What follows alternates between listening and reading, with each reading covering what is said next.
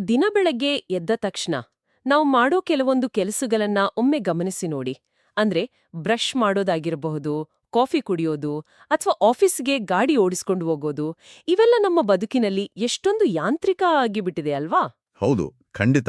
ಒಂದು ರೀತಿಯಲ್ಲಿ ಅದು ನಮ್ಮ ಮೈಲ್ಗಲ್ಲಿಗೆ ಅಂಟ್ಕೊಂಡು ಬಿಟ್ಟಿದೆ. ಅದೇ, ಆ ಕೆಲ್ಸಗಳನ್ನ ಮಾಡುವಾಗ ನಮ್ಮ ಮೆದುಳು ವಾಸ್ತವದಲ್ಲಿ ಅಲ್ಲಿರೋದೇ ಇಲ್ಲ. ಕೈಗಳು ಸ್ಟೀರಿಂಗ್ ವೀಲ್ ಮೇಲಿರುತ್ತೆ, ಆದ್ರೆ ಮನಸ್ಸು ಯಾವುದೋ ಮಧ್ಯಾಹ್ನದ ಮೀಟಿಂಗ್ ಬಗ್ಗೆ ಯೋಚಿಸ್ತಾ ಇರುತ್ತೆ. ನಿಜ, ನಮ್ಮ ದೇಹ ಸಂಪೂರ್ಣವಾಗಿ ಒಂದು ಆಟೋ ಪೈಲಟ್ ಮೋಡ್ಗೆ ಹೋಗ್ಬಿಟ್ಟಿರುತ್ತೆ. ದೈನಂದಿನ ಕೆಲಸಗಳ ಮಟ್ಟಿಗೆ ಇದು ಓಕೆ, ನಡೆಯುತ್ತೆ. ಆದ್ರೆ ನಮ್ಮ ಆಂತರಿಕ ಬೆಳವಣಿಗೆಗೆ, ನಮ್ಮ ನೆಮ್ಮದಿಗೆ ಕಾರಣ ಆಗ್ಬೇಕಾದ ಆಧ್ಯಾತ್ಮಿಕ ಆಚರಣೆಗಳು ಕೂಡ ಇದೇ ರೀತಿ ಸಂಪೂರ್ಣ ಆಟೋಪೈಲಟ್ ಮೋಡ್ಗೆ ಹೋಗ್ಬಿಟ್ರೆ ಏನಾಗಬಹುದು? ಅದು ಬಹಳ ಅಪಾಯಕಾರಿ ಸ್ಥಿತಿ. ಯಾಕೆಂದ್ರೆ ಯಾವುದೇ ಒಂದು ಕೆಲಸದ ಹಿಂದಿನ ಅರ್ಥ ಮತ್ತೆ ಉದ್ದೇಶ ಮರ್ತೋದಾಗ ಅದು ಕೇವಲ ಒಂದು ಜಡ ಅಭ್ಯಾಸ ಆಗಿ ಉಳಿಯುತ್ತೆ. ನಾವು ದೇವರ ಮುಂದೆ ದೀಪ ಹಚ್ಚುತ್ತಾ ಇರಬಹುದು, ಮಂತ್ರ ಹೇಳ್ತಾ ಇರಬಹುದು, ಆದ್ರೆ ಮನಸ್ಸಿನಲ್ಲಿ ದಿನಸಿ ಪಟ್ಟಿ ಓಡ್ತಾ ಇರುತ್ತೆ. ಅಂದ್ರೆ ದೈಹಿಕ ವ್ಯಾಯಾಮ ಆಗುತ್ತೆ ಅಷ್ಟೇ. ಮನಸ್ಸಿಗೆ ಅದರಿಂದ ಯಾವ ಲಾಭವೂ ಸಿಗಲ್ಲ. ಸರಿ, ಇದನ್ನ ಬಿಡಿಸಿ ನೋಡೋಣ ಬನ್ನಿ. ಈ ಆಟೋ ಪೈಲಟ್ ಮೋಡ್ನಿಂದ ಹೊರಬರುವುದು ಹೇಗೆ? ನಮ್ಮ ದೈನಂದಿನ ಆಚರಣೆಗಳಿಗೆ ಮರಳಿ ಜೀವ ತುಂಬುವುದು ಹೇಗೆ? ನಮ್ಮ ಇಂದಿನ ಈ ಆಳವಾದ ಚರ್ಚೆಯಲ್ಲಿ ನಾವು ಇದನ್ನೇ ಅರ್ಥ ಮಾಡ್ಕೊಳ್ಳಕ್ಕೆ ಪ್ರಯತ್ನ ಪಡ್ತಾ ಇದ್ದೀವಿ. ಖಂಡಿತ, ಇದು ಇವತ್ತಿನ ಕಾಲಕ್ಕೆ ಬಹಳ ಮುಖ್ಯವಾದ ವಿಷಯ. ಹೌದು. ನಮ್ಮ ಇಂದಿನ ಚರ್ಚೆಯ ಮೂಲವಸ್ತು ಸಂಧ್ಯಾವಂದನೆಯ ಅಂತರಂಗ ಸಂಪುಟ 2. ಇದನ್ನ ಸಂಪಾದಿಸಿದವರು ವಿಜಯೇಂದ್ರ ರಾಮನಾಥ ಭಟ್ಟರು. ಇಲ್ಲಿ ಕುತೂಹಲಕಾರಿ ವಿಷಯ ಏನಪ್ಪಾ ಅಂದ್ರೆ, ಇದರಲ್ಲಿ 2 ಸಂಪುಟಗಳಿವೆ. ಮೊದಲನೆಯ ಸಂಪುಟ ಭಕ್ತಿಯುಕ್ತ ಕರ್ಮಯೋಗ, ಅಂದ್ರೆ ಕ್ರಿಯೆಗೆ, ನಾವು ಮಾಡೋ ಆಚರಣೆಯ ಭೌತಿಕ ಹಂತಕ್ಕೆ ಅದು ಒತ್ತು ನೀಡುತ್ತೆ. ಆದ್ರೆ ಈ 2ನೇ ಸಂಪುಟ ಭಕ್ತಿಯುಕ್ತ ಜ್ಞಾನಯೋಗದ ಬಗ್ಗೆ ಮಾತನಾಡುತ್ತೆ. ಇದು ಅನುಸಂಧಾನ ಮತ್ತೆ ಒಳಾರ್ಥಕ್ಕೆ ಹೆಚ್ಚು ಒತ್ತು ಕೊಡುತ್ತೆ. ಹೌದು, ಮಂತ್ರಗಳನ್ನ ಕೇವಲ ಬಾಯಲ್ಲಿ ಉಚ್ಚರಿಸುವುದರ ಆಚೆಗೆ ಆ ಮಂತ್ರಗಳ ಹಿಂದಿರುವ ಆ ಜ್ಞಾನಯೋಗವನ್ನ ಅರಿಯೋದು ಇಲ್ಲಿ ಅತ್ಯಂತ ಮುಖ್ಯ ಆಗತ್ತೆ. ನಾವು ಏನನ್ನ ಹೇಳ್ತಾ ಇದ್ದೀವಿ, ಯಾಕೆ ಹೇಳ್ತಾ ಇದ್ದೀವಿ, ಅದರ ಹಿಂದಿನ ಸೈನ್ಸ್ ಏನು ಅಂತ. ಕರೆಕ್ಟ್. ಅದರ ಹಿಂದಿನ ವಿಜ್ಞಾನ ಏನು ಅನ್ನೋ ಆಳವಾದ ಅರಿವು ಮೂಡಿದಾಗ ಮಾತ್ರ ಆ ಆಚರಣೆಗೆ ನಿಜವಾದ ಜೀವ ಬರೋದು. ಕೃತಿಯ ಉದ್ದೇಶನೇ ನಮ್ಮ ಆಚರಣೆಗಳನ್ನ ಕೇವಲ ಒಂದು ದಿನಚರಿಯ ಭಾಗ ಮಾಡದೆ ಅದನ್ನೊಂದು ಬೌದ್ಧಿಕ ಮತ್ತೆ ಆಧ್ಯಾತ್ಮಿಕ ಎಚ್ಚರದ ಸ್ಥಿತಿಗೆ ತಗೊಂಡೋಗೋದು. ಜ್ಞಾನ ಇಲ್ಲದ ಕರ್ಮ ಕುರುಡಾಗತ್ತೆ ಅನ್ನೋದನ್ನೇ ಈ ಸಂಪುಟ 2 ಬಹಳ ವಿಸ್ತೃತವಾಗಿ ವಿವರಿಸುತ್ತೆ. ಓಕೆ, ಈ ಕೃತಿಯ ಹಿನ್ನೆಲೆ ನೋಡಿದಾಗ ನನಗೆ ನಿಜಕ್ಕೂ ಆಶ್ಚರ್ಯ ಆಯಿತು. ಇಲ್ಲಿ ವಿಷಯ ನಿಜಕ್ಕೂ ಕುತೂಹಲಕಾರಿಯಾಗ್ತದೆ. ಯಾಕಂದ್ರೆ ಈ ಗ್ರಂಥವನ್ನ ಲೇಖಕರು ತಮ್ಮ ತಂದೆ ವೇದಮೂರ್ತಿ ರಾಮನಾಥ ಅಪ್ಪಯ್ಯ ಭಟ್ ಮತ್ತೆ ತಾಯಿ ಶೇಷಾವತಿ ಭಟ್ ಅವರಿಗೆ ಅತ್ಯಂತ ಗೌರವದಿಂದ ಸಮರ್ಪಿಸಿದ್ದಾರೆ. ವಿಶೇಷ ಏನಪ್ಪಾ ಅಂದ್ರೆ, ಅವರ ತಂದೆ ಶ್ರೀ ವೀರಮಾರುತಿ ದೇವಸ್ಥಾನದಲ್ಲಿ ಸತತ 50 ವರ್ಷಗಳ ಕಾಲ ಅರ್ಚಕರಾಗಿ ಸೇವೆ ಸಲ್ಲಿಸಿದ್ದಾರೆ. ಓಹೋ, 50 ವರ್ಷ ಅಂದ್ರೆ ಸಾಮಾನ್ಯ ಮಾತಲ್ಲ. ನಿಜ. ಜೊತೆಗೆ ಈ ಬೃಹತ್ ಗ್ರಂಥ ಶ್ರೀಮದ್ ವಿದ್ಯಾಧೀಶ ತೀರ್ಥ ಶ್ರೀಪಾದ ಒಡೆಯರ್ ಸ್ವಾಮಿಯವರ ಆಶೀರ್ವಾದದೊಂದಿಗೆ ರಚಿತವಾಗಿದೆ. ಅದೇ ಆ 50 ವರ್ಷಗಳ ಸೇವೆ ಅದು ನನ್ನ ತಲೆಯಲ್ಲಿ ಹಾಗೆ ಉಳಿದುಕೊಂಡ್ಬಿಟ್ಟಿದೆ. ಯೋಚನೆ ಮಾಡಿ ನೋಡಿ, ಇಂದಿನ ಕಾರ್ಪೊರೇಟ್ ಜಗತ್ತಿನಲ್ಲಿ ನಾವೆಲ್ಲ 2 ವರ್ಷಕ್ಕೆ ಒಂದೇ ಕೆಲಸ ಮಾಡಿ ಬೇಸರಗೊಂಡು ಉದ್ಯೋಗ ಬದಲಾಯಿಸ್ತೀವಿ. ಹೌದು, ಕಂಪನಿ ಟು ಕಂಪನಿ ಹಾರೋದೇ ಒಂದು ಟ್ರೆಂಡ್ ಆಗ್ಬಿಟ್ಟಿದೆ. ಅದೇ, ಅಂಥದ್ದರಲ್ಲಿ 50 ವರ್ಷಗಳ ಕಾಲ ಅಂದ್ರೆ ಸರಿಸುಮಾರು 18,000ಕ್ಕೂ ಹೆಚ್ಚು ದಿನಗಳು ಪ್ರತಿದಿನ ಬೆಳಗ್ಗೆ ಎದ್ದು ಒಂದೇ ಕಾಯಕವನ್ನ ಅಷ್ಟೇ ಶ್ರದ್ಧೆ ಮತ್ತು ಭಕ್ತಿಯಿಂದ ಮಾಡೋದು ಅಂದ್ರೆ ಜಸ್ಟ್ ವಾವ್! ಇಷ್ಟು ದೀರ್ಘಕಾಲದವರೆಗೆ ಒಬ್ಬ ವ್ಯಕ್ತಿಗೆ ಮೋಟಿವೇಶನ್ ಅಂದ್ರೆ ಪ್ರೇರಣೆ ಎಲ್ಲಿಂದ ಬರುತ್ತೆ? ಖಂಡಿತವಾಗಿಯೂ ಇದು ನಮ್ಮೆಲ್ಲರನ್ನೂ ಕಾಡುವಂಥ ಪ್ರಶ್ನೆ. ಒಬ್ಬ ಮನುಷ್ಯ ಒಂದೇ ಕೆಲಸವನ್ನ ಸುಮ್ಮನೆ ಯಾಂತ್ರಿಕವಾಗಿ ಮಾಡ್ತಾ ಇದ್ರೆ 10 ವರ್ಷಗಳಲ್ಲಿ ಆತನಿಗೆ ಖಂಡಿತ ಬೇಸರ ಬಂದೇ ಬರುತ್ತೆ, ಬೋರ್ ಆಗುತ್ತೆ. ಹೌದು. ಆದರೆ 50 ವರ್ಷಗಳ ಕಾಲ ಶ್ರದ್ಧೆ ಉಳಿದಿದೆ ಅಂದ್ರೆ ಅವರು ಆ ಆಚರಣೆಯ ಕೇವಲ ಮೇಲ್ಮೈಯನ್ನ ಸ್ಪರ್ಶಿಸ್ತಾ ಇರಲಿಲ್ಲ, ಬದಲಾಗಿ ಪ್ರತಿದಿನವೂ ಅದರ ಅಂತರಂಗವನ್ನ ಪ್ರವೇಶಿಸ್ತಾ ಇದ್ರು ಅಂತ ಅರ್ಥ. ಆ ಆಳವಾದ ಅರ್ಥೈಸ್ಕೊಳ್ಳುವಿಕೆ ಇದೆಯಲ್ಲ, ಅಂದ್ರೆ ಆ ಅನುಸಂಧಾನ. ಹೌದು, ಆ ಜ್ಞಾನವೇ ಅವರಿಗೆ ಪ್ರತಿದಿನ ಹೊಸ ಉತ್ಸಾಹ ಕೊಡ್ತಾ ಇತ್ತು. ಆ ಸುದೀರ್ಘ ಅನುಭವನೆ ಈ ಕೃತಿಗೆ ಒಂದು ವಿಶಿಷ್ಟವಾದ ಅಧಿಕೃತತೆಯನ್ನ, ಒಂದು ಅಥೆಂಟಿಸಿಟಿಯನ್ನ ತಂದುಕೊಡುತ್ತೆ. ಇದೊಂದು ಕೇವಲ ಥಿಯರಿ ಅಲ್ಲ, ದಶಕಗಳ ಕಾಲದ ಭಕ್ತಿಪೂರ್ವಕ ಅನುಷ್ಠಾನದ ಸಾರ ಇದು. ಇದು ನಿಜಕ್ಕೂ ಅದ್ಭುತ. ಹಾಗಾದ್ರೆ ಆ 50 ವರ್ಷಗಳ ಶ್ರದ್ಧೆಯ ಹಿಂದೆ ಅಡಗಿರುವ ರಹಸ್ಯಗಳೇನು ಅನ್ನೋದನ್ನ ನಾವು ಕೃತಿಯ ಒಳಹೊಕ್ಕು ನೋಡೋಣ. ಗ್ರಂಥದ ಮೊದಲನೇ ಅಧ್ಯಾಯದಲ್ಲಿ ಮನುಷ್ಯನ ಜೀವನ, ಮರಣ ಮತ್ತೆ ಪ್ರಾರ್ಥನೆಯ ಆಳವಾದ ಮನೋವಿಜ್ಞಾನವನ್ನ ಚರ್ಚಿಸಿದ್ದಾರೆ. ಇಲ್ಲಿ ನನಗೆ ಒಂದು ವಿಷಯ ಬಹಳ ವಿಚಿತ್ರ ಅನಿಸ್ತು. ಏನದು? ನಾವು ಸಾಮಾನ್ಯವಾಗಿ ಪ್ರಾರ್ಥನೆ ಎಂದ್ರೆ ಭಗವಂತನ ಮುಂದೆ ನಿಂತುಕೊಂಡು ನನಗೆ ಪ್ರಮೋಷನ್ ಕೊಡು, ಮನೆ ಕಟ್ಟೋಕೆ ದುಡ್ಡು ಕೊಡು, ಅಥವಾ ಎಕ್ಸಾಮ್ನಲ್ಲಿ ಒಳ್ಳೆ ಮಾರ್ಕ್ಸ್ ಕೊಡು ಅಂತ ಲೌಕಿಕ ವಸ್ತುಗಳ ದೊಡ್ಡ ಲಿಸ್ಟ್ ಮಾಡ್ತೀವಿ ಅಲ್ವಾ? ಹೌದು, ಅದು ನಮ್ಮ ಸಾಮಾನ್ಯ ಅಭ್ಯಾಸ. ಆಗಿರಬೇಕು ಅಂತ ಈ ಕೃತಿ ಹೇಳುತ್ತೆ. ಮೊದಲನೆಯದು ಆಯಾಸವಿಲ್ಲದ ಸಾವು, ಅಂದ್ರೆ ಅನಾಯಾಸ ಮರಣ. ಎರಡನೆಯದು ದೈನ್ಯತೆಯಿಲ್ಲದ ಬದುಕು, ಅಂದ್ರೆ ದೈನ್ಯರಹಿತ ಜೀವನ. ಮತ್ತೆ ಮೂರನೇದು ಭಗವಂತನಲ್ಲಿ ದೃಢವಾದ ಭಕ್ತಿ. ಕರೆಕ್ಟ್. ನನಗೆ ಇಲ್ಲಿ ಸ್ವಲ್ಪ ಆಶ್ಚರ್ಯ ಆಯ್ತು. ಪ್ರತಿದಿನ ಬೆಳಗ್ಗೆ ಎದ್ದು ಸಾವಿನ ಬಗ್ಗೆ ಪ್ರಾರ್ಥನೆ ಮಾಡೋದು ಸ್ವಲ್ಪ ನಕಾರಾತ್ಮಕ, ಅಂದ್ರೆ ನೆಗೆಟಿವ್ ಅಥವಾ ವಿಚಿತ್ರ ಅಂತ ಅನ್ಸಲ್ವಾ? ಯಶಸ್ಸಿಗಾಗಿ ಪ್ರಾರ್ಥಿಸೋ ಬದಲು ಸಾವಿನ ಬಗ್ಗೆ ಯಾಕೆ ಪ್ರಾರ್ಥನೆ ಮಾಡಬೇಕು? ನೋಡಿ, ಮೇಲ್ನೋಟಕ್ಕೆ ಇದು ವಿಚಿತ್ರ ಅಥವಾ ನಕಾರಾತ್ಮಕ ಅಂತ ಅನ್ಸೋದು ಬಹಳ ಸಹಜ. ಆದರೆ ಇದನ್ನು ನಾವು ಸ್ವಲ್ಪ ವಿಶಾಲ ದೃಷ್ಟಿಕೋನದಿಂದ ನೋಡಿದ್ರೆ ನಮಗೆ ಇದರ ಹಿಂದಿರುವ ಅತ್ಯಂತ ವಾಸ್ತವಿಕ ಮತ್ತೆ ಅದ್ಭುತವಾದ ಮನೋವಿಜ್ಞಾನ ಅರ್ಥ ಆಗುತ್ತೆ. ಓಕೆ. ಈ ಪ್ರಾರ್ಥನೆ ಸಾವಿನ ಬಗ್ಗೆ ಅಲ್ಲ, ಆ ಸಾವಿನ ಪ್ರಕ್ರಿಯೆಯಲ್ಲಿ ಇರುತ್ತಲ್ಲ ಒಂದು ನರಳಾಟ, ಅದರ ಬಗ್ಗೆ. ಅದೇ ರೀತಿ ಬದುಕಿನ ಕುರಿತ ಪ್ರಾರ್ಥನೆ ಐಷಾರಾಮಿ ಜೀವನದ ಬಗ್ಗೆ ಅಲ್ಲ, ಬದಲಾಗಿ ದೈನ್ಯತೆಯ ಬಗ್ಗೆ. ದೈನ್ಯತೆ ಅಂದ್ರೆ ಸಂಪೂರ್ಣ ಅಸಹಾಯಕತೆ, ಬೇಡುವಂತ ಸ್ಥಿತಿ. ದೈನ್ಯತೆಯನ್ನ ಇಂದಿನ ಕಾಲಕ್ಕೆ ಹೋಲಿಸಿ ನೋಡಿದ್ರೆ ಇದ್ದಕ್ಕಿದ್ದಂತೆ ಕೆಲ್ಸ ಹೋಗಿ ಇಎಂಐ ಕಟ್ಟೋಕಾಗದೆ ಅವಮಾನ ಎದುರಿಸೋದಿರ್ಬೋದು, ಅಥವಾ ಯಾವುದೋ ದೊಡ್ಡ ಕಾಯಿಲೆ ಬಂದು ಜೀವನದ ಸಂಪಾದನೆಯೆಲ್ಲ ಆಸ್ಪತ್ರೆ ಪಾಲಾಗಿ ಬೇರೆಯವರ ಮುಂದೆ ಕೈಯೊಡ್ಡಿ ನಿಲ್ಲುವಂಥ ಅತ್ಯಂತ ಕಷ್ಟಕರವಾದ ಪರಿಸ್ಥಿತಿ ಅಂತ ಹೇಳ್ಬೋದಾ? ನಿಖರವಾಗಿ. ಅಂತಹ ತೀವ್ರ ನರಾಟದ ಸಾವು ಎದುರಾದಾಗ ಅಥವಾ ಬಡತನದಿಂದ ಬೇರೆಯವರ ಮುಂದೆ ಕೈಯೊಡ್ಡಿ ಬೇಡುವಂಥ ಅಸಹಾಯಕ ದೈನ್ಯತೆಯ ಬದುಕು ಬಂದಾಗ ಮನುಷ್ಯನ ಮನಸ್ಥಿತಿ ಸಂಪೂರ್ಣವಾಗಿ ಬದಲಾಗಿ ಬಿಡುತ್ತೆ. ಈ ಕೃತಿಯು ಎತ್ತಿ ತೋರಿಸುವ ಅದ್ಭುತ ಒಳನೋಟ ಏನಪ್ಪಾ ಅಂದ್ರೆ, ತೀವ್ರವಾದ ನೋವು ಅಥವಾ ಅಪಮಾನದಲ್ಲಿರುವಾಗ ಮನುಷ್ಯನ ಮನಸ್ಸು ಭಗವಂತನನ್ನ ಸ್ಮರಿಸೋದಿಲ್ಲ. ಓ ನಿಜ. ಬದಲಾಗಿ ಆ ಕಷ್ಟವನ್ನ ಕೊಟ್ಟಿದ್ದಕ್ಕಾಗಿ ಭಗವಂತನನ್ನೇ ದೂಷಿಸಲು ಪ್ರಾರಂಭಿಸುತ್ತೆ. ನನಗೇಕೆ ಈ ಶಿಕ್ಷೆ, ನಾನೇನು ತಪ್ಪು ಮಾಡಿದ್ದೆ ಅನ್ನೋ ಪ್ರಶ್ನೆ ಹುಟ್ಟುತ್ತೆ. ಆದ್ದರಿಂದ ಇಲ್ಲಿ ಕಷ್ಟರಹಿತ ಬದುಕು ಮತ್ತೆ ಸಾವನ್ನ ಪ್ರಾರ್ಥಿಸ್ತಾ ಇರೋದು ಕೇವಲ ಭೌತಿಕ ಸುಖಕ್ಕಾಗಿ ಅಲ್ಲ, ಬದಲಾಗಿ ನಮ್ಮ ಜೀವನದ ಕೊನೆಯವರೆಗೂ ನಮ್ಮ ಮನಸ್ಸಿನಲ್ಲಿರೋ ಆ ದೃಢವಾದ ಭಕ್ತಿಯನ್ನ ಉಳಿಸ್ಕೊಳ್ಳೋದಕ್ಕೆ ಆಗಿರುತ್ತೆ. ಅಂದ್ರೆ ಒಂದು ಸಣ್ಣ ಕಷ್ಟ ಬಂದ್ರೂ ಸಾಕು, ನಾವು ಭಗವಂತನನ್ನ ಪ್ರಶ್ನೆ ಮಾಡೋಕೆ ಶುರು ಮಾಡ್ತೀವಿ. ಇದಕ್ಕೊಂದು ನೈಜ ಪ್ರಪಂಚದ ಉದಾಹರಣೆ ಕೊಡ್ಬೇಕು ಅಂದ್ರೆ ನಮ್ಮೆಲ್ಲರಿಗೂ ಎಂದಾದರೊಮ್ಮೆ ತೀವ್ರವಾದ ಹಲ್ಲು ನೋವು ಬಂದೇ ಇರುತ್ತೆ. ಹೌದು, ಖಂಡಿತ. ಆ ಹಲ್ಲು ನೋವು ಇರುವಾಗ ಯಾರಾದ್ರೂ ಬಂದು ಗಣಿತದ ಒಂದು ಕಠಿಣ ಲೆಕ್ಕ ಬಿಡಿಸು ಅಂತ ಹೇಳಿದ್ರೆ ಸಾಧ್ಯನಾ? ಖಂಡಿತ ಇಲ್ಲ. ನಿಮ್ಮ ಇಡೀ ಪ್ರಪಂಚ, ನಿಮ್ಮ ಇಡೀ ಅಸ್ತಿತ್ವ ಆ ಹಲ್ಲಿನ ನೋವಿನ ಸುತ್ತಾನೆ ಸುತ್ತುತ್ತಾ ಇರುತ್ತೆ. ಹೌದು, ಬೇರೆ ಏನು ಯೋಚನೆ ಮಾಡೋಕ್ಕಾಗಲ್ಲ. ಅದೇ, ಅಲ್ಲಿ ತರ್ಕ, ಜ್ಞಾನ, ಭಕ್ತಿ ಯಾವುದಕ್ಕೂ ಜಾಗ ಇರೋದಿಲ್ಲ. ಅದೇ ರೀತಿ ಜೀವನದಲ್ಲಿ ತೀವ್ರವಾದ ದೈನ್ಯತೆ ಅಥವಾ ಮರಣದ ಸಮಯದಲ್ಲಿ ವಿಪರೀತ ಆಯಾಸ ಇದ್ರೆ ಭಗವಂತನ ಮೇಲೆ ಮನಸ್ಸು ಕೇಂದ್ರೀಕರಿಸೋದು ಅಥವಾ ಆ ದೈವಿಕ ಚಿಂತನೆಯಲ್ಲಿ ತೊಡಗೋದು ಅಸಾಧ್ಯ ಆಗ್ಬಿಡತ್ತೆ. ಸರಿಯಾಗಿ ಹೇಳಿದ್ರಿ. ನೋಡಿ, ಈ ಕಷ್ಟಗಳೇ ನಮ್ಮ ಪ್ರಾರಬ್ಧ ಕರ್ಮಗಳು. ನಾವು ಹಿಂದೆ ಮಾಡಿದ ಉಳಿತುಕೆಡುಗಳ ಫಲವನ್ನ ನಾವೇ ಅನುಭವಿಸಬೇಕು ಅನ್ನೋದು ಕರ್ಮ ಸಿದ್ಧಾಂತ. ಆದ್ರೆ ಮೂಲವಸ್ತುವು ಸ್ಪಷ್ಟಪಡಿಸೋ ಹಾಗೆ ಪ್ರಾರ್ಥನೆಯ ಮೂಲಕ ನಾವು ಆ ಕರ್ಮಗಳನ್ನ ತಪ್ಪಿಸುವಂತ ಕೇಳ್ತಾ ಇಲ್ಲ. ಅಂದ್ರೆ ಕಷ್ಟಾನೇ ಬೇಡ ಅಂತ ಕೇಳ್ತಾ ಇಲ್ಲ. ಎಕ್ಸಾಕ್ಟ್ಲಿ.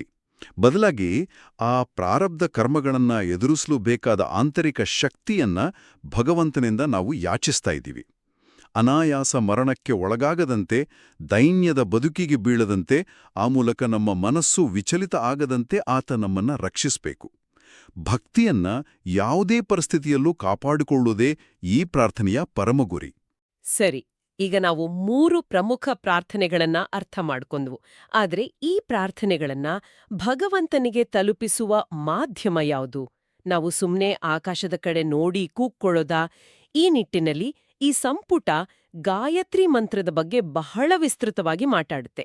ಗಾಯತ್ರಿ ಮಂತ್ರವೇ ಈ ಎಲ್ಲಾ ಪ್ರಾರ್ಥನೆಗಳನ್ನ ಒಯ್ಯುವ ಒಂದು ಪ್ರಬಲ ವಾಹಕ ಅಂತ ಕೃತಿ ವಿವರಿಸುತ್ತೆ. ಹೌದು. ನಮ್ಗೆಲ್ಲರಿಗೂ ಗಾಯತ್ರಿ ಮಂತ್ರದ ಕೊನೆಯ ಸಾಲು ತಿಳಿದಿದೆ, ಧಿಯೋ ಯೋ ನಃ ಪ್ರಚೋದಯಾತ್, ಅಂದ್ರೆ ನಮ್ಮ ಬುದ್ಧಿಯನ್ನು ಪ್ರೇರೇಪಿಸುವಂತ. ಆದರೆ ಇಲ್ಲಿ ನನಗೊಂದು ದೊಡ್ಡ ಗೊಂದಲ ಇದೆ, ಸ್ವಲ್ಪ ಬಿಡಿಸಿ ಹೇಳಿ.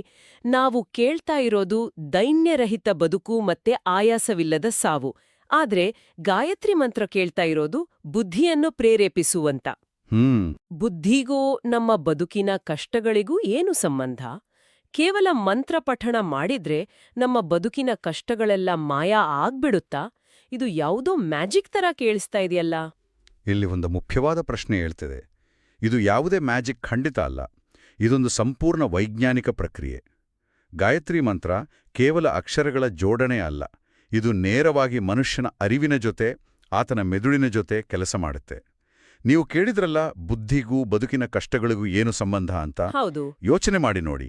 ನಿಮಗೆ ಆಯಾಸವಿಲ್ಲದ ಮರಣ ಬೇಕೆ? ಹಾಗಾದ್ರೆ ನಿಮ್ಮ ಯೌವನದಲ್ಲಿ, ಮಧ್ಯ ವಯಸ್ಸಿನಲ್ಲಿ ಆರೋಗ್ಯಯುತವಾಗಿ ಬದುಕುವ ಬುದ್ಧಿಯನ್ನ ಗಾಯತ್ರಿ ಮಂತ್ರ ಪ್ರೇರೇಪಿಸುತ್ತೆ. ನಿಮಗೆ ದೈನ್ಯವಿಲ್ಲದ, ಬೇಡದಂತಹ ಬದುಕು ಬೇಕೆ? ಹಾಗಾದ್ರೆ ಯೋಗ್ಯವಾದ ಮಾರ್ಗದಲ್ಲಿ ಶ್ರಮಿಸುವ, ದುಡಿದದ್ದನ್ನ ವಿವೇಕದಿಂದ ಉಳಿಸುವ ಬುದ್ಧಿಯನ್ನ ಅದು ಕೊಡುತ್ತೆ. ಓಹೋ, ಅಂದ್ರೆ ಫೈನಾನ್ಷಿಯಲ್ ಪ್ಲಾನಿಂಗ್ ತರಹ. ಹೌದು, ಒಂದ್ ರೀತಿಯಲ್ಲಿ ಅದೇ. ಹೀಗೆ ಬುದ್ಧಿಯ ಪ್ರೇರಣೆನೇ ಇಲ್ಲಿ ಎಲ್ಲದಕ್ಕೂ ಕೇಂದ್ರಬಿಂದು. ನಮ್ಮ ಬುದ್ಧಿ ಸರಿಯಾದ ದಾರಿಯಲ್ಲಿದ್ರೆ ದೈನ್ಯತೆಯ ಬದುಕು ತಾನಾಗಿಯೇ ದೂರ ಆಗತ್ತೆ ತಾನೆ. ನಮ್ಮ ಆಲೋಚನೆಗಳು ಸರಿಯಾಗಿದ್ರೆ ಮಾತ್ರ ನಮ್ಮ ಕ್ರಿಯೆಗಳು ಸರಿಯಾಗಿರುತ್ತೆ. ಕರೆಕ್ಟ್. ಇದೇ ಮೂಲವಸ್ತುವಿನಲ್ಲಿ ಇನ್ನೂ ಕೆಲವು ಆಳವಾದ ಪದಗಳ ಬಳಕೆ ಇದೆ. ಪ್ರಣವ ಅಥವಾ ಓಂಕಾರ ಮತ್ತೆ ನಾರಾಯಣ ಅಷ್ಟಾಕ್ಷರ ಮಂತ್ರದ ಬಗ್ಗೆ ಉಲ್ಲೇಖ ಇದೆ. ಜೊತೆಗೆ ಉಪಾಸನೆ ಎನ್ನುವ ಪದವನ್ನು ಕೂಡ ಬಳಸಿದ್ದಾರೆ. ಸಾಮಾನ್ಯ ಕೇಳುಗರಿಗೆ ಈ ಪದಗಳು ಸ್ವಲ್ಪ ಭಾರ ಅಂತ ಅನಿಸಬಹುದು. ಒಂದ್ನಿಮಿಷ, ಈ ಉಪಾಸನೆ ಅಂದ್ರೇನು? ನಾವೆಲ್ಲರೂ ಅಂದುಕೊಂಡಿರುವ ಹಾಗೆ ಕಣ್ಣು ಮುಚ್ಚಿಕೊಂಡು ಒಂದೇ ಕಡೆ ಕದಲದೆ ಕುಳಿತಿರುವುದಾ? ಇದನ್ನ ಸರಳ ಭಾಷೆಯಲ್ಲಿ ಹೇಗೆ ಅರ್ಥ ಮಾಡ್ಕೊಳ್ಬಹುದು? ಖಂಡಿತ ಈ ಪದಗಳನ್ನ ನಾವು ಸರಳೀಕರಿಸಲೇಬೇಕು. ಪ್ರಣವ ಅಂದ್ರೆ ಓಂಕಾರ. ಇದು ಇಡೀ ಸೃಷ್ಟಿಯ ಮೂಲನಾದ. ಮನಸ್ಸನ್ನ ಒಂದೇ ಬಿಂದುವಿಗೆ ತರಲು ಇದು ಸಹಾಯ ಮಾಡುತ್ತೆ. ಇನ್ನು ನಾರಾಯಣ ಅಷ್ಟಾಕ್ಷರ ಮಂತ್ರ ಎಂದ್ರೆ ಓಂ ನಮೋ ನಾರಾಯಣಾಯ ಅನ್ನೋ 8 ಅಕ್ಷರಗಳ ಮಂತ್ರ. ಇದು ನಮಗೆ ಅಂತಿಮ ಆಶ್ರಯ ಯಾರು ಅನ್ನೋದನ್ನ ನೆನಪಿಸುತ್ತೆ. ಓಕೆ. ಇನ್ನು ನೀವು ಕೇಳಿದ ಅತ್ಯಂತ ಮುಖ್ಯವಾದ ಪದ ಉಪಾಸನೆ. ಉಪಾಸನೆ ಅಂದ್ರೆ ಕೇವಲ ಕಣ್ಣು ಮುಚ್ಚಿ ಗಂಟೆಗಟ್ಲೆ ಕೂರುವುದಲ್ಲ. ಉಪ ಅಂದ್ರೆ ಹತ್ತಿರ, ಆಸನ ಅಂದ್ರೆ ಕೂರುವುದು. ಅಂದ್ರೆ ಸದಾಕಾಲ ಸತ್ಯದ ಹತ್ತಿರ, ಭಗವಂತನ ಎಚ್ಚರದ ಹತ್ತಿರ ನಮ್ಮ ಮನಸ್ಸನ್ನ ಇರಿಸಿಕೊಳ್ಳೋದು.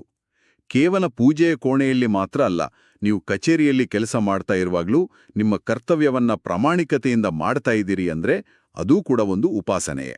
ಓಹೋ, ಅಂದ್ರೆ ಇದು ಕೇವಲ ಕುಳಿತು ಮಾಡುವ ಕೆಲಸ ಅಲ್ಲ, ಇದನ್ನೇ ಕೃತಿಯಲ್ಲಿ ಸಾಧನಾನುಷ್ಠಾನ ಅಂತ ಕರೆದಿರೋದು ಅಲ್ವಾ? ಹೌದು, ನಿಖರವಾಗಿ. ನಮ್ಮ ದೈನಂದಿನ ಪ್ರತಿಯೊಂದು ಚಟುವಟಿಕೆಯನ್ನು, ಅದು ನಿದ್ರೆಯಿಂದ ಏಳುವುದಿರಬಹುದು, ನಮ್ಮ ಉದ್ಯೋಗ ಇರಬಹುದು, ಕಡತಗಳನ್ನ ಪರಿಶೀಲಿಸುವುದಿರಬಹುದು, ಅಥವಾ ನಮ್ಮ ಸಂಸಾರದ ಜವಾಬ್ದಾರಿಗಳನ್ನ ನಿಭಾಯಿಸುವುದಿರಬಹುದು, ಆ ಎಲ್ಲವನ್ನೂ ಸಾಧನಾನುಷ್ಠಾನವನ್ನಾಗಿ ಪರಿವರ್ತಿಸಲು ನಮ್ಮ ಬುದ್ಧಿಗೆ ಈ ಗಾಯತ್ರಿ ಮಂತ್ರ ಪ್ರೇರಣೆ ನೀಡುತ್ತೆ. ಎಕ್ಸಾಕ್ಟ್ಲಿ. ನಮ್ಮ ಆಚರಣೆ ಕೇವಲ ದೇವರ ಕೋಣೆಯ 4 ಗೋಡೆಗಳಿಗೆ ಸೀಮಿತ ಆಗಬಾರದು, ಅದು ನಮ್ಮ ಒಟ್ಟಾರೆ ಬದುಕಿನ ಗುಣಮಟ್ಟವನ್ನ ನಿರ್ಧರಿಸಬೇಕು.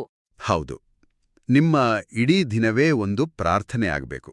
ಆ ಪ್ರಾರ್ಥನೆಗೆ ಬೇಕಾದ ಮಾನಸಿಕ ಸ್ಪಷ್ಟತೆಯನ್ನ ಈ ಸಂಧ್ಯಾವಂದನೆ ನಮಗೆ ಕೊಡುತ್ತೆ. ಆದ್ರೆ ಇಲ್ಲಿ ಒಂದು ಬಹುದೊಡ್ಡ ವಿಪರ್ಯಾಸ ಇದೆ. ಇಷ್ಟೆಲ್ಲ ಆಳವಾದ ಪ್ರಾಯೋಗಿಕ ಮಹತ್ವ ಇದ್ರೂ, ಇದೊಂದು ನಮ್ಮ ಬದುಕನ್ನ ಸರಿದಾರಿಗೆ ತರುವ ಅತ್ಯುದ್ಭುತವಾದ ಕೈಪಿಡಿಯಾಗಿದ್ರೂ, ಇಂದಿನ ಕಾಲದಲ್ಲಿ ಈ ಸಂಧ್ಯಾವಂದನೆಯ ಆಚರಣೆ ಯಾಕೆ ಮರೆಯಾಗ್ತಿದೆ? ಆಧುನಿಕ ಕಾಲದ ಈ ದುರಂತದ ಬಗ್ಗೆ ಮೂಲವಸ್ತು ಸ್ಪಷ್ಟವಾದ ಕಾರಣಗಳನ್ನ ನೀಡುತ್ತೆ. ಹೌದು, ಬಹಳ ಸ್ಪಷ್ಟವಾಗಿ ಹೇಳಿದ್ದಾರೆ. ಮೊದಲನೆಯದು ಉಪನಯನ ಅಥವಾ ಮುಂಜಿಯ ಸಮಯದಲ್ಲಿ ಆಗುವ ತಪ್ಪುಗಳು. ಪುರೋಹಿತರು ಗಡಿಬಿಡಿಯಿಂದ ಶಾಸ್ತ್ರವನ್ನ ಮುಗಿಸ್ತಾರೆ. ಆ ಎಳೆ ವಯಸ್ಸಿನ ಹುಡುಗನಿಗೆ ಈ ಮಂತ್ರದ ಅರ್ಥ ಏನು, ಇದನ್ನ ಯಾಕೆ ಮಾಡ್ಬೇಕು ಅಂತ ವಿವರಿಸುವ ವ್ಯವಧಾನ ಆಗ್ಲಿ, ತಾಳ್ಮೆ ಆಗ್ಲಿ ಯಾರಿಗೂ ಇರೋದಿಲ್ಲ. ಆ ಹುಡುಗನಿಗೆ ಅದೊಂದು ಕೇವಲ ಶಿಕ್ಷೆಯ ತರಹ ಅಥವಾ ಒಂದು ಹೊರೆಯ ತರಹ ಭಾಸ ಆಗುತ್ತೆ. ಹೌದು, ಇದು ಅಡಿಪಾಯದಲ್ಲೇ ಆಗುವ ಬಹುದೊಡ್ಡ ಲೋಪ. ನಾವು ಯಂತ್ರಗಳನ್ನ ಬಳಸಲು ಕಲಿತೀವಿ, ಆದರೆ ಆ ಯಂತ್ರದ ಹಿಂದಿನ ತಂತ್ರಜ್ಞಾನವನ್ನ ಅರ್ಥ ಮಾಡ್ಕೊಳ್ಳೋದಿಲ್ಲ. ಎರಡನೇ ಬಹುದೊಡ್ಡ ಕಾರಣ ಅಂದ್ರೆ ನಮ್ಮ ಇಂದಿನ ಧಾವಂತದ ಜೀವನ ಶೈಲಿ. ಬೆಳಗ್ಗೆ ಎದ್ದ ಕೂಡಲೇ ಶಾಲೆ, ಕಾಲೇಜು, ಕಚೇರಿಗೆ ಓಡುವ ಧಾವಂತ, ಟ್ರಾಫಿಕ್ನಲ್ಲಿ ಸಿಲ್ಕೋ ಭಯ. ಹೌದು, ಟೈಮ್ ಇರೋದೇ ಇಲ್ಲ ನಮ್ಗೆ. ನಾವೆಲ್ಲರೂ ನಮ್ಮ ಹೊಟ್ಟೆ ತುಂಬಿಸಿಕೊಳ್ಳಲು, ಬೆಳಗಿನ ಉಪಹಾರ ತಯಾರಿಸಲು ಕನಿಷ್ಠ 1 ಗಂಟೆ ವೇನಿಸ್ತೀವಿ. ಊಟ ತಿಂಡಿಗೆ ಎಷ್ಟು ಪ್ರಾಮುಖ್ಯತೆ ಕೊಡ್ತೀವೋ, ನಮ್ಮ ಮನಸ್ಸು ಮತ್ತೆ ಬುದ್ಧಿಗೆ ಶಕ್ತಿ ನೀಡುವ ಇಂಥ ಜಪತಪಗಳಿಗೆ ಕನಿಷ್ಠ 10 ನಿಮಿಷ ಕೊಡಲು ನಮಗೆ ಆಗ್ತಾ ಇಲ್ಲ. ನಮ್ಮ ಆದ್ಯತೆಗಳು ಸಂಪೂರ್ಣವಾಗಿ ಬದಲಾಯಿಬಿಟ್ಟಿದೆ. ಇದರ ಜೊತೆಗೆ ಮೂಲವಸ್ತು ಗುರುತಿಸುವ ಇನ್ನೊಂದು ಗೊಂದಲವೂ ಇದೆ. ನಾನು ಬಹಳ ಜನರ ಬಾಯಲ್ಲಿ ಇದನ್ನ ಕೇಳಿದ್ದೇನೆ. ಅದೇ ಸಂಧ್ಯಾವಂದನೆಯಲ್ಲಿರುವ ಪಾಠಭೇದಗಳು. ಅಂದ್ರೆ ಬೇರೆ ಬೇರೆ ರೀತಿಯ ಆಚರಣಾ ವಿಧಾನಗಳು. ನಮ್ಮ ಮಾವನವರು ಈ ರೀತಿ ಮಾಡ್ತಾರೆ, ನಮ್ಮ ಪಕ್ಕದ ಮನೆಯವರು ಇನ್ನೊಂದು ರೀತಿ ಮಾಡ್ತಾರೆ. ಇದರಲ್ಲಿ ಯಾವುದು ಸರಿ ಯಾವುದು ತಪ್ಪು ಅನ್ನೋ ವಾದ ವಿವಾದಗಳು. ಓ ಹೌದು, ಈ ಕನ್ಫ್ಯೂಷನ್ ತುಂಬಾ ಜನರಿಗೆ ಇದೆ. ಈ ವಿವಿಧ ಪಾಠಗಳಿಂದ ಜನರಲ್ಲಿ ಗೊಂದಲ ಸೃಷ್ಟಿಯಾಗಿ ಕೊನೆಗೆ ಇದು ನಮ್ಗೆ ಅರ್ಥ ಆಗೋದಿಲ್ಲ, ಈ ಗೊಂದಲವೇ ಬೇಡ ಅಂತ ಆಚರಣೆಯನ್ನೇ ಸಂಪೂರ್ಣವಾಗಿ ಕೈಬಿಡುವವರೇ ಹೆಚ್ಚಾಗಿದ್ದಾರೆ. ಇದು ನಿಜಕ್ಕೂ ದುರದೃಷ್ಟಕರ. ಆದರೆ ಇದು ಕೇವಲ ಸಂಧ್ಯಾವಂದನೆಗೆ ಮಾತ್ರ ಸೀಮಿತವಾದ ಸಮಸ್ಯೆ ಅಲ್ಲ. ಇದು ನಮ್ಮ ಆಧುನಿಕ ಜೀವನದ ಒಟ್ಟಾರೆ ಮನಸ್ಥಿತಿಯನ್ನು ತೋರಿಸುತ್ತೆ. ಆಚರಣೆಯ ಮೂಲ ಉದ್ದೇಶ ಆದ ಬುದ್ಧಿಯ ಪ್ರೇರಣೆಯನ್ನ ಮರೆತು ನಾವು ಕೇವಲ ಮೇಲ್ಮೈಯಲ್ಲಿರುವ ವ್ಯತ್ಯಾಸಗಳ ಬಗ್ಗೆ ಜಗಳ ಆಡ್ತಾ ಇದ್ದೀವಿ. ಅಂದ್ರೆ ಆ ಕೋರ್ ಮೀನಿಂಗ್ ಬಿಟ್ಟು ಬೇರೆಲ್ಲ ಮಾಡ್ತಾ ಇದೀವಿ. ಹೌದು, ಇದು ಹೇಗಿದೆ ಅಂದ್ರೆ ನೀರು ಕುಡಿದು ಬಾಯಾರಿಕೆ ನೀಗಿಸ್ಕೊಳ್ಳುವ ಬದಲು ಆ ನೀರನ್ನ ಯಾವ ಲೋಟದಲ್ಲಿ ಕುಡಿಬೇಕು, ಗಾಜಿನ ಲೋಟವೋ ಅಥವಾ ಉಕ್ಕಿನ ಲೋಟವೋ ಅಂತ ಜಗಳ ಆಡ್ತಾ ಬಾಯಾರಿಕೆಯಿಂದ ಸತ್ತಂತೆ. ಸಣ್ಣಪುಟ್ಟ ಆಚರಣಾ ಭೇದಗಳ ಬಗ್ಗೆ ನಾವು ತಲೆಕೆಡಿಸ್ಕೊಳ್ತಾ ಇದ್ದೀವಿ ಹೊರತು ಅದರ ಒಳಗೆ ಅಡಗಿರುವ ಅಂತರಂಗದ ಸತ್ಯವನ್ನ ನಾವು ಹುಡುಕ್ತಾ ಇಲ್ಲ. ಹಾಗಾದ್ರೆ ಇದರ ಒಟ್ಟಾರೆ ಅರ್ಥವೇನು? ನಿಮ್ಮ ಮಾತು ಕೇಳ್ತಾ ಇದ್ರೆ ನನಗೆ ನಮ್ಮ ಇಂದಿನ ಜೀವನದ ಒಂದು ಪ್ರಮುಖ ಅಂಶ ನೆನ್ಪಾಗ್ತಿದೆ. ಮ್ಯಾನೇಜ್ಮೆಂಟ್ನಲ್ಲಿ ಒಂದು ಅರ್ಜೆಂಟ್ ವರ್ಸಸ್ ಇಂಪಾರ್ಟೆಂಟ್ ಮೇಟ್ರಿಕ್ಸ್ ಇದೆ, ಗೊತ್ತಾ? ಗೊತ್ತಿದೆ. ಟೈಮ್ ಮ್ಯಾನೇಜ್ಮೆಂಟ್ ಕಾನ್ಸೆಪ್ಟ್ ಅಲ್ವಾ? ಹೌದು. ಆಧುನಿಕ ಮನುಷ್ಯ ಯಾವಾಗಲೂ ತುರ್ತಾದ ಅಥವಾ ಅರ್ಜೆಂಟ್ ಆಗಿರುವ ವಿಷಯಗಳ ಹಿಂದೆಯೇ ಓಡ್ತಾ ಇದ್ದಾನೆ. ಬೆಳಗ್ಗೆ ಎದ್ದು ಇಮೇಲ್ ಚೆಕ್ ಮಾಡೋದು ತುರ್ತು, ಟ್ರಾಫಿಕ್ನಲ್ಲಿ ಮುನ್ನುಗ್ಗಿ ಆಫೀಸ್ ತಲುಪುವುದು ತುರ್ತು, ಬಿಲ್ ಪೇ ಮಾಡೋದು ತುರ್ತು. ಈ ತುರ್ತಿನ ಓಟದಲ್ಲಿ ಯಾವುದು ನಮ್ಮ ಜೀವನಕ್ಕೆ ನಿಜವಾಗಿಯೂ ಮುಖ್ಯವಾದ ಅಥವಾ ಇಂಪಾರ್ಟೆಂಟ್ ವಿಷಯವೋ ಅದನ್ನ ನಾವು ಸಂಪೂರ್ಣವಾಗಿ ಕೈಬಿಡ್ತಾ ಇದ್ದೀವಿ. ತುಂಬಾ ಚೆನ್ನಾಗಿ ಹೋಲಿಕೆ ಮಾಡಿದ್ರಿ. ನಮ್ಮ ಆಂತರಿಕ ಶಾಂತಿ, ನಮ್ಮ ಬುದ್ಧಿಯ ಪ್ರೇರಣೆ, ನಮ್ಮ ಬದುಕಿನ ದೈನ್ಯತೆಯನ್ನ ಹೋಗಲಾಡಿಸುವ ಮಾರ್ಗ ಇವೆಲ್ಲವೂ ಅತ್ಯಂತ ಮುಖ್ಯವಾದವು. ಆದ್ರೆ ಅವು ತುರ್ತು ಅಲ್ಲ. ಹಾಗಾಗಿ ಆ ತುರ್ತಾದ ಕೆಲ್ಸಗಳ ಭರಾಟೆಯಲ್ಲಿ ನಾವು ಈ ಮುಖ್ಯವಾದದ್ದನ್ನೇ ಕಳ್ಕೊಳ್ತಾ ಇದ್ದೀವಿ. ಈ ಗ್ರಂಥ ಇಂದಿನ ನಮ್ಮ ಆ ಜೀವನ ಶೈಲಿಗೆ ಹಿಡಿದ ಅತ್ಯದ್ಭುತವಾದ ಕನ್ನಡಿ ಅಂತ ಹೇಳ್ಬೋದು. ಅಕ್ಷರಶಃ ಸತ್ಯ.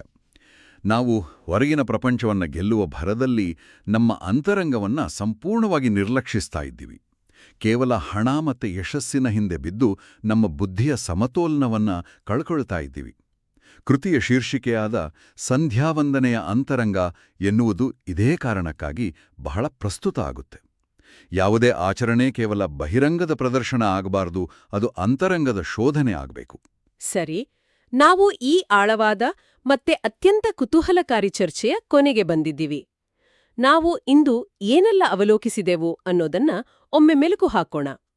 ಕೇವಲ ದೈಹಿಕ ಅಭ್ಯಾಸಕ್ಕಿಂತ ಆಚರಣೆಯ ಅಂತರಂಗವನ್ನ ಅರಿಯುವುದು ಎಷ್ಟು ಮುಖ್ಯ ಅನ್ನೋದನ್ನ ನಾವು ವಿಜಯೇಂದ್ರ ರಾಮನಾಥ ಭಟ್ಟರು ಸಂಪಾದಿಸಿದ ಈ ಸಂಪುಟದ ಮೂಲಕ ತಿಳಿದುಕೊಂಡೆವು. ಹೌದು, 50 ವರ್ಷಗಳ ನಿರಂತರ ಭಕ್ತಿಯ ಅರ್ಚಕ ಸೇವೆಯಿಂದ ಮೂಡಿಬಂದ ಗ್ರಂಥದ ಅದ್ಭುತ ಹಿನ್ನೆಲೆಯನ್ನ ನೋಡಿದೆವು. ಎಲ್ಲಕ್ಕಿಂತ ಹೆಚ್ಚಾಗಿ ಮನುಷ್ಯನ ಮೂಲ ಪ್ರಾರ್ಥನೆಯಾದ ಅನಾಯಾಸ ಮರಣ ಮತ್ತೆ ದೈನ್ಯರಹಿತ ಜೀವನದ ಹಿಂದಿರುವ ಅಚ್ಚರಿಯ ಮನೋವಿಜ್ಞಾನವನ್ನ ನಾವು ಬಿಡಿಸಿ ನೋಡಿದೆವು. ತೀವ್ರವಾದ ಕಷ್ಟ, ನೋವು ಅಥವಾ ಅಪಮಾನದಲ್ಲಿ ಭಕ್ತಿಯನ್ನ ಉಳಿಸಿಕೊಳ್ಳುವುದು ಎಷ್ಟು ಕಷ್ಟ, ಅದಕ್ಕಾಗಿ ಕಷ್ಟರಹಿತ ಬದುಕನ್ನ ಬೇಡುವುದು ಎಷ್ಟು ವಾಸ್ತವಿಕ ಅನ್ನೋದು ನಮಗೆ ಅರ್ಥಾಯಿತು. ಜೊತೆಗೆ ಆ ಭಕ್ತಿಯನ್ನ, ಆ ಪ್ರಾರ್ಥನೆಯನ್ನ ತಲುಪಿಸಲು ಗಾಯತ್ರಿ ಮಂತ್ರ ಹೇಗೆ ನಮ್ಮ ಬುದ್ಧಿಯನ್ನ ಪ್ರೇರೇಪಿಸುವ ಪ್ರಭಾವಕ ವಾಹಕ ಆಗುತ್ತೆ ಅನ್ನೋದನ್ನ ಅರಿತೆವು. ಬುದ್ಧಿ ಸರಿಯಾದ ದಾರಿಯಲ್ಲಿದ್ರೆ ಮಾತ್ರ ದೈನ್ಯ ಬದುಕು ದೂರ ಆಗಲು ಸಾಧ್ಯ. ಕೊನೆಯದಾಗಿ, ಇಂದಿನ ಧಾವಂತದ ಬದುಕಿನಲ್ಲಿ ನಾವೆಲ್ಲರೂ ಕೇವಲ ಮೇಲ್ಮೈ ಭೇದಗಳ ಬಗ್ಗೆ ಗೊಂದಲಕ್ಕೊಳಗಾಗಿ ನಮ್ಮ ಆಂತರಿಕ ಮೌಲ್ಯಗಳನ್ನ ಹೇಗೆ ಕಳ್ಕೊಡ್ತಾ ಇದ್ದೀವಿ ಅನ್ನೋದನ್ನ ವಿಶ್ಲೇಷಿಸಿದೆವು. ಹೌದು, ಖಂಡಿತ. ನಮ್ಮೆಲ್ಲರಿಗೂ ಇದೊಂದು ದೊಡ್ಡ ಪಾಠ. ನಾವು ಮಾಡುವ ಯಾವುದೇ ಕೆಲಸವಾದರೂ, ಅದು ಪೂಜೆ ಆಗಿರ್ಬೋದು, ನಮ್ಮ ದೈನಂದಿನ ವೃತ್ತಿಯಾಗಿರ್ಬೋದು, ಅದರ ಅಂತರಂಗ ಅಥವಾ ಒಳಾರ್ಥ ಅರ್ಥ ಆಗದಿದ್ರೆ ಅದು ಕೇವಲ ಒಂದು ಯಾಂತ್ರಿಕ ಪ್ರಕ್ರಿಯೆಯಾಗಿ ಉಳಿದುಬಿಡುತ್ತೆ. ನಿಖರವಾಗಿ. ಈ ಚರ್ಚೆಯನ್ನ ಮುಗಿಸುವ ಮುನ್ನ ಒಂದು ಆಳವಾದ ಪ್ರಶ್ನೆಯನ್ನ ನಾವು ನಮ್ಮಲ್ಲೇ ಕೇಳ್ಕೊಳ್ಬೇಕಾಗಿದೆ. ಪ್ರಾಚೀನ ಋಷಿಮುನಿಗಳು ಗಾಯತ್ರಿ ಮಂತ್ರದ ಮೂಲಕ ಭಗವಂತನಲ್ಲಿ ಪ್ರತಿದಿನ ಪ್ರಾರ್ಥಿಸುತ್ತಿದ್ದರು. ನಮಗೆ ದೈನ್ಯರಹಿತ ಜೀವನ ಕೊಡು, ಅಂದ್ರೆ ಅಸಹಾಯಕವಾದ, ನೆಮ್ಮದಿಯಿಲ್ಲದ ಬದುಕು ನಮ್ಗೆ ಬೇಡ ಅಂತ. ಆ ಋಷಿಗಳು ಬಡತನದ ಬಗ್ಗೆ ಮಾತ್ರ ಈ ಮಾತು ಹೇಳಿಲಿಲ್ಲ, ಮನಸ್ಸಿನ ಅಸಹಾಯಕತೆಯ ಬಗ್ಗೆಯೂ ಹೇಳಿದ್ರು. ಹೌದು, ಅದು ಬಹಳ ಮುಖ್ಯವಾದ ಪಾಯಿಂಟ್. ಆದರೆ ಇಂದು ನಮ್ಮ ಆಧುನಿಕ ಜೀವನದ ಕಡೆ ಒಮ್ಮೆ ತಿರುಗಿ ನೋಡಿ. ನಮ್ಮ ಈ ಧಾವಂತದ ಬದುಕು ನಮಗೆ ಒಂದು ಕ್ಷಣವೂ ಪ್ರಶಾಂತವಾಗಿ ಕುಳಿತು ಯೋಚಿಸಲು ಬಿಡ್ತಾ ಇಲ್ಲ. ನಮ್ಮದೇ ಸಮಯದ ಮೇಲೆ ನಮಗೆ ಕಿಂಚಿತ್ತೂ ನಿಯಂತ್ರಣ ಇಲ್ಲ. ಮೊಬೈಲ್ ಫೋನ್ಗಳ ನೋಟಿಫಿಕೇಷನ್ಸ್ಗಳು ನಮ್ಮ ಗಮನವನ್ನ ಆಳ್ತಾ ಇವೆ. ಕೆಲಸದ ಒತ್ತಡ ನಮ್ಮ ನಿದ್ದೆಯನ್ನ ಕಸಿದ್ಕೊಂಡಿದೆ. ನಿಜ, ನಾವೆಲ್ಲರೂ ಅದರಲ್ಲಿ ಸಿಲ್ಕೊಂಡಿದ್ದೀವಿ. ಅಂದ್ರೆ ಆ ಅಸಹಾಯಕ ಯಾಂತ್ರಿಕ ಬದುಕಿನಲ್ಲಿ ಬಂದಿಯಾಗಿದ್ವಾ? ನಾವು ಕೇವಲ ದಿನಚರಿಯ ಯಾಂತ್ರಿಕತೆಯೊಳಗೆ ಸಿಲುಕಿ ನರಳ್ತಾ ಇದ್ದೀವಾ? ನಾವು ಪ್ರತಿದಿನ ನಿಜಕ್ಕೂ ಜೀವಂತವಾಗಿ ಬದುಕ್ತಾ ಇದ್ದೀವಾ? ಅಥವಾ ಆಟೋಪೈಲಟ್ ಮೋಡ್ನಲ್ಲಿ ಕೇವಲ ದಿನಗಳನ್ನ ನೂಗ್ತಾ ಇದ್ದೀವಾ? ಯಾವ ದೈನ್ಯತೆ ಬೇಡ ಅಂತ ಸಾವಿರಾರು ವರ್ಷಗಳಿಂದ ಪ್ರಾರ್ಥನೆ ಮಾಡ್ಲಾಗ್ತಾ ಇತ್ತೋ ಅದೇ ದೈನ್ಯತೆಯನ್ನ ನಾವೇ ನಮ್ಮ ಆಧುನಿಕ ಬದುಕಿನಲ್ಲಿ ಕಟ್ಕೊಂಡಿದ್ದೀವಾ? ಇದು ನಮ್ಮೆಲ್ಲರ ಆತ್ಮಾವಲೋಕನಕ್ಕೆ ಬಿಟ್ಟ ವಿಚಾರ. ಮತ್ತೊಂದು ಕುತೂಹಲಕಾರಿ ಚರ್ಚೆಯೊಂದಿಗೆ ಮತ್ತೆ ಭೇಟಿಯಾಗೋಣ.